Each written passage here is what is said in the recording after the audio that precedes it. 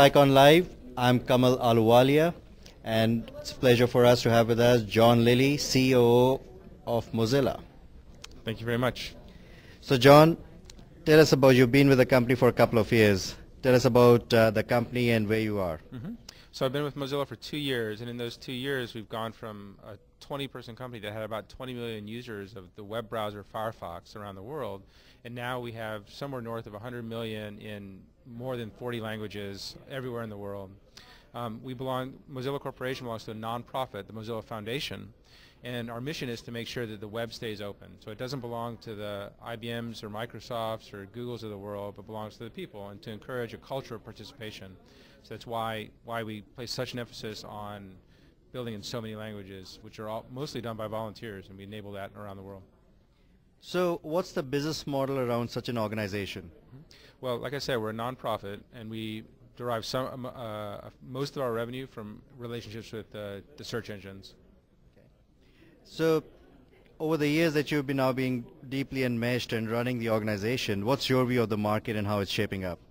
Well, I think the first and best thing is that the browser's alive again. So Microsoft released Internet Explorer 7 after 5 years of not releasing updates to not releasing new functions in the browser.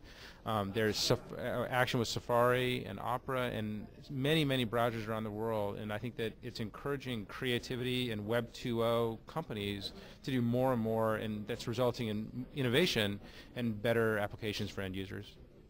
So how difficult is it to actually marshal such a wide army of developers who actually contribute to a product that frankly is hands down way ahead of the market? I don't know, so I don't think about it very much. So about 30% of our code was contributed by what we call community members, which are people working in their spare time, working for other companies, that kind of thing. And I can't put a hardness on it because it's all we do. All we do is try to build communities to empower people to build their own software and participate. So I have to say it's everything we do. Excellent. So as you see the innovation happening, is it easy to control innovation in the direction in which you steer clearly an organization and a community that's dedicated to this? I think some things are. I think that putting out roadmaps on technology and product features and that kind of thing and getting people excited about things is not so hard. I think there's a lot of listening that happens and a lot of doing what you hear people asking for.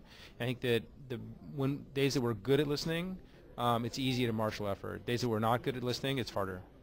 So I switched to Mozilla a couple of years ago and never looked back. So definitely a fan of the product. Do you envision taking the product onto other platforms rather than just the desktop?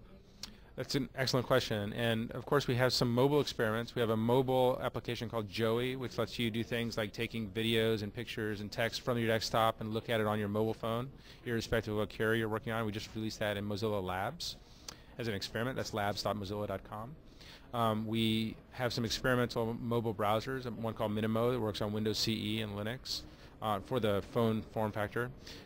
We're obviously supporting a number of companies like Songbird and Juiced and a bunch of other companies that are building video or audio platforms on top of Mozilla technology.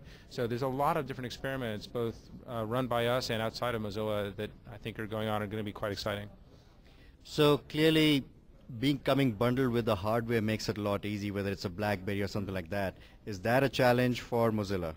We don't try. So on hardware, that's a game for big companies to play against each other. Mozilla is only 100 people. We're not very big. We don't have a lot of money. We depend on consumers going to get the software and using it. And I think that, with more than 100 million users now, we can prove that it happens. More power to you, and wish you all the success. Thank you very much.